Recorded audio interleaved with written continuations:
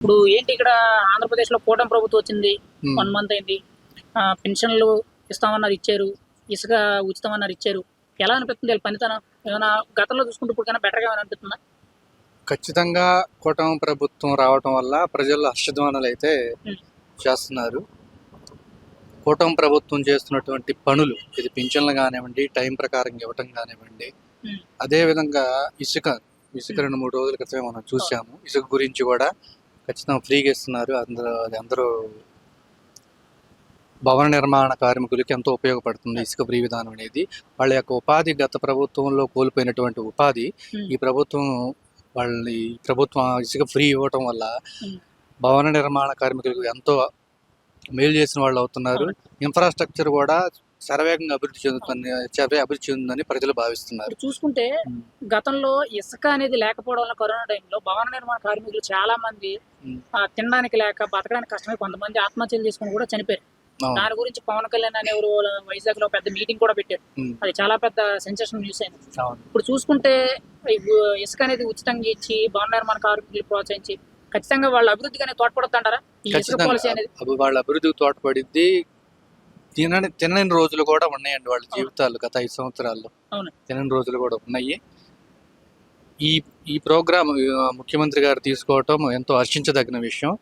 ప్రతి కార్మికుడు వారికి ఖచ్చితంగా కృతజ్ఞతలు తెలుపుకుంటున్నారు. అదేవిధంగా ఇన్ఫ్రాస్ట్రక్చర్ కూడా స్పీడ్గా డెవలప్మెంట్ అయ్యిద్దని చెప్పి ఆంధ్రప్రదేశ్ రాష్ట్ర ప్రజలు భావిస్తున్నారు.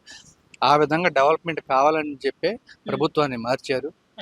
అదేవిధంగా పవన్ కళ్యాణ్ గారు కూడా ఒక మంచి నిర్ణయంతో కూటమిలో కలవటము, కూటమిని ముందుంచి తీసుకువెళ్ళటం కూడా ఆంధ్ర ప్రజలకి ఎంతో లాభదాయకం. కూటమి అనేది ఇంత వన్ సైడ్ గా లెక్కడానికి కారణం పవన్ కళ్యాణ్ అంటారు. అంటే ఈ రోజు చంద్రబాబు నాయుడు గారు బతికున్నారంటే కారణం, టీడీపీ పార్టీకి మళ్ళీ పురోగతి పట్టింది, మళ్ళీ సీఎం పదవి ఎక్కగలిగారంటే కారణం పవన్ కళ్యాణ్ అన్నారు. అది వాస్తవమేనంటారా? ఇక్కడ వెళ్ళి జైల్లో ములాఖాత్లో మీటింగ్ పెట్టకపోతే ఇంతవరకు వచ్చేది కాదనేది చాలా మంది అభిప్రాయపడుతున్నారు. వాస్తవమే అది. పవన్ కళ్యాణ్ గారు ఆ రోజు తీసుకున్నటువంటి నిర్ణయము వాళ్ళు పార్టీల కంటే కూడా ఆ రోజు తీసుకున్న ఆంధ్రప్రదేశ్ల రాష్ట్ర భవిష్యత్తు గురించి, ప్రజల భవిష్యత్తు గురించి ఆలోచించి పవన్ కళ్యాణ్ గారు నిర్ణయం తీసుకున్నారు. దానికి వారు కట్టుబడి ఉన్నారు. వారు మొదటి నుంచి చెప్తున్న మాట కూడా ఈ నెగిటివ్ ఓటింగ్ ఏదైతే ఉండిద్దో అదేవిధంగా జనసేన ఓటింగ్, టీడీపీ ఓటింగ్ రెండు కలిస్తే అధికారం వస్తుంది. ఈ అధికారాన్ని ఉపయోగించుకుని ప్రజలకు మంచి చేయాలనే వాళ్ళ ఆలోచనలో ఉంటారు. ఇటువంటి కొన్ని జరిగినటువంటి మనం గమనించవచ్చు. రాష్ట్రంలో కొన్ని అరాచకాలు కూడా జరిగినాయి. ప్రజల పట్ల అసభ్యంగా ప్రవర్తించడం కానివ్వండి, డాక్టర్లని హింసించడం కానీ, కరోనా టైంలో దళితులను ఇబ్బంది పెట్టడం కానివ్వండి, అన్నీ జరిగినాయి.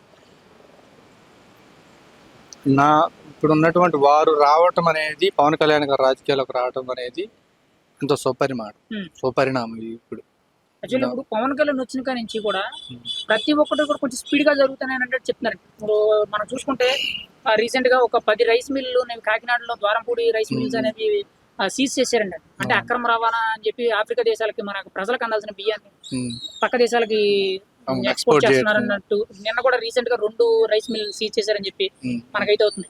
ఈవెన్ కూటమిలో ఉన్న ప్రతి ఒక్క మంత్రి కూడా చాలా స్పీడ్ గా యాక్టివ్ గా గత ప్రభుత్వంలో కంటే చాలా మేలుకొల్పినట్టు పనిచేస్తున్నారు అన్నట్టు చెప్తున్నారండి. మీరేమంటారు? ఈ మేలుకొల్పుకునే విధంగా అనేది మంచి మాట. స్పీడ్ గా అనే దానికంటే ఒక పద్ధతిగా పనిచేస్తున్నారు అనటము ఎంతో ఉత్తమంగా ఉండిద్దని నా ఉద్దేశం. వెంటనే ఒక పనిని వెంటనే పరిష్కరించడం ఎంతో ముఖ్యము. ఆ పని పరిష్కారం మార్గంలో ఎటువంటి అడ్డంకులు రాకుండా చూసుకోవటం కూడా అంతే ముఖ్యం. ఆ విధంగా కూటమి ప్రభుత్వం పనిచేస్తుంది నేను అనుకుంటున్నాను. చంద్రబాబు నాయుడు గారిలో కూడా చాలా మార్పు వచ్చింది. ఒక సీనియర్ పొలిటీషియన్ కాబట్టి, ఆంధ్రప్రదేశ్ రాష్ట్రాన్ని 14 సంవత్సరాలు వారు అనుభవం పరిపాలించారు కాబట్టి, వారి అనుభవం ఈ 5 సంవత్సరాల్లో ఆంధ్రప్రదేశ్ రాష్ట్రం మరొక అడుగు ముందుకేస్తుంది అనేది భావిస్తున్నారు.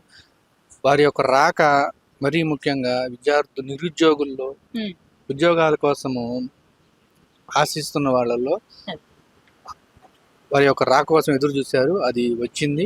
వారు ఆ విధంగా పనిచేస్తారని కంపెనీలను ఇన్ఫ్రాస్ట్రక్చర్ డెవలప్ చేసుకుంటూ ప్రాజెక్టులు తీసుకొచ్చి ఆ విధంగా నిరుద్యోగులకు ఉద్యోగం కల్పిస్తారని భావిస్తున్నారు. ఇప్పుడు చూసుకుంటే కూటమి ప్రభుత్వం అనేది అధికారంలోకి వచ్చింది. మొదటి సంతకం డిఎస్సీ అన్నారు, పింఛన్లు పెంచుతామన్నారు, ఇసుక ఫ్రీ ఇస్తామన్నారు.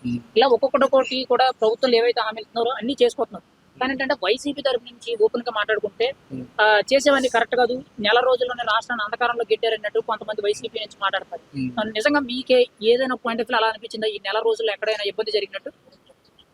నెల రోజుల్లో ఇబ్బంది అనేది మనం ఎవరు చేయలేము. ఎందుకంటే గత ప్రభుత్వం చేసినటువంటి రుణాలు కానివ్వండి, లేదంటే ఒక మంచి కానివ్వండి, చెడు కానివ్వండి, వీళ్ళు వచ్చిన తర్వాత వాటన్నిటినీ ఒక 2 రోజుల క్రితమే 3 రోజుల క్రితం వైట్ పేపర్ కూడా రిలీజ్ చేశారు. వీళ్ళు చేస్తుంది అరాచకం అని అనుకుంటే, గత ప్రభుత్వంలో ప్రతి మనిషి మీద 1,49,000 రూపాయల డెట్టం అనేది ప్రతి మనిషి మీద పెట్టి వెళ్ళిపోయారు. వాళ్ళు ఇంకా పరిపాలన స్టార్ట్ చేయలేదు. వాస్తవంగా పరిపాలన అనేది గ్రౌండ్ లెవెల్లో స్టార్ట్ చేయలేదు.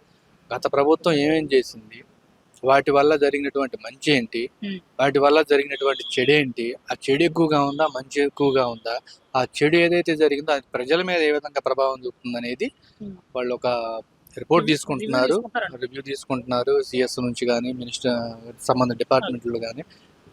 పరిపాలన అనేది ఇంకా స్టార్ట్ అవ్వలేదు. యాజ్ యూజువల్ గా జరుగుతున్నటువంటి పింఛన్లు కానివ్వండి, సంక్షేమ వెల్ఫేర్ స్కీమ్స్ కానీ నడుస్తామని ఏదైతే ఆపలేదు. ఈ విషయంలో చంద్రబాబు గారిని చాలా మెచ్చుకోవాలి. అతని యొక్క పరిపాలన దక్షత ఇక్కడ కనపడుతుంది. ఎంతో లోటు బడ్జెట్ లో ఉన్నా సరే అతను ఏదైతే హామీ ఇస్తున్నారో దాన్ని 100% నెరవేర్చడానికి కంకణం కట్టుకొని ముందుకెళ్తున్నారు. ఇప్పుడు మేజర్ ఒక పాయింట్ ఆఫ్ చూసుకుంటే, కూటమి ప్రభుత్వం వచ్చిన తర్వాత పవన్ కళ్యాణ్ గారి దగ్గరికి ఒక ఇష్యూ వచ్చింది. 9 నెలల కిందట మిస్సింగ్ అయిన ఒక అమ్మాయిని 9 రోజుల్లో పట్టుకున్నారు. చాలా హైలైట్ న్యూస్ అన్నారు. అంటే గతంలో మనం చూసుకుంటే 30,000 మంది పైచీలకు ఆడపిల్లలు అనేవి మిస్సింగ్ అయ్యారని చెప్పి పవన్ కళ్యాణ్ గారు కామెంట్స్ అయితే ప్రతి ఒక్కరు కూడా పవన్ కళ్యాణ్ ని తప్పు పట్టారు. ఎంత జరగలేదు. కానీ ఈ రోజు ఆయన చూసుకుంటే 9 నెలల్లో మిస్సింగ్ అయిన అమ్మాయిని 9 రోజుల్లో పట్టుకున్నారు. అంటే ఒక పోలీస్ వ్యవస్థ కానీ, ఒక అధికార వ్యవస్థ ఎలా పనిచేస్తుందో ఆయన చేసి చూపించారంటారా? వాస్తవం, అది వాస్తవం. 9 నెలల్లో మరి ఆ ప్రభుత్వం ఉన్నప్పుడు 9 నెలల్లో అవుతున్న ఒక అమ్మాయిని పట్టుకోలేకపోయారు. ఇతను వచ్చిన సుమారు ఒక వారంలోనే పట్టుకొని వాళ్ళ ఇంటి కుటుంబానికి ఇప్పించారు. వారు ఎంతో సంతోషంగా ఉన్నారు. ఒక పోలీస్ వ్యవస్థను ఏ విధంగా పనిచేయించాలి అనేది పవన్ కళ్యాణ్ గారు చేసి చూపించారు. ఇది ప్రభుత్వానికే కాదు, పవన్ కళ్యాణ్ గారికి కాదు, ఆంధ్రప్రదేశ్ పోలీస్ డిపార్ట్మెంట్ కూడా ఒక వెన్న తెచ్చే విధంగా, మంచి పేరు తెచ్చే విధంగా ఉంది. మరి రేపటి రోజుల్లో ఇలాంటి ఇంకో ఎన్నో సమస్యలు కానీ సాల్వ్ చేసి ఆంధ్రప్రదేశ్ అనేది అభివృద్ధిలోకి వస్తుందంటారా? వారు చెప్పినట్టు 30,000 మంది అమ్మాయిలు కానివ్వండి, కొన్ని హ్యూమన్ ట్రాఫికింగ్ జరిగినాయి కదా, అది కానివ్వండి, డ్రగ్స్ సంబంధించిన విషయాలు కానివ్వండి, వారు చాలా ఫోకస్ చేశారు ఎక్కువగా. వాటిని నియంత్రించాలని కూడా ప్రజలు కోరుకుంటున్నారు. ఎందుకంటే డ్రగ్స్ ఎవరు తీసుకుంటారంటే యువత తీసుకుంటుంది. ఈ రోజు యువతను మనం కోల్పోయినైతే, ఒక జనరేషన్ మనం డ్రగ్స్ కు బానిస చేసినట్టయితే, మరి తర్వాత జనరేషన్ కి మనం ఏం చెప్పగలుగుతాం? సమాధానం చెప్పగలం. మత్తుకు బానిస అయిపోయి మందుకు బానిస అయిపోయి వాళ్ళ యొక్క జీవితాలను పాడు చేసుకుంటే, వారు కన్న తల్లిదండ్రులు ఎంతో కష్టపడి వాళ్ళని చదివించారు, ఎంతో కష్టపడి పెంచారు. మరి ఈ సమయాన వాళ్ళని ఒక దేనికి పనికిరానికుండా చేస్తే అది దాని యొక్క ప్రభావం ఖచ్చితంగా ఆ కుటుంబాల మీద కాదు, భావితర భవిష్యత్తు మీద పడుతుంది, ఆంధ్రప్రదేశ్ రాష్ట్ర భవిష్యత్తు మీద పడుతుంది. మనందరం పని చేస్తేనే ఒక రాష్ట్రానికి ₹1 ఇవ్వగలుగుతుంది టాక్సేషన్ రూపంలో. ఆ రూపాయే మన డెవలప్మెంట్ అనేది స్ప్రెడ్ అవుతా ఉంది. మరి వీళ్ళని పని చేయించకుండా మత్తుకు బానిస చేస్తే మరి ఎట్లా ఆంధ్ర రాష్ట్రం ముందుకెళ్ళిద్ది? ఏ దేశమైనా సరే యువత అనేది నిలబెట్టిద్ది. యువతను మనం నిలబెడితే ఆ యువత దేశాన్ని కానీ రాష్ట్రాన్ని కానీ నిలబెట్టిద్ది. అది గమనించుకోవాలని నేను కోరుకుంటున్నాను.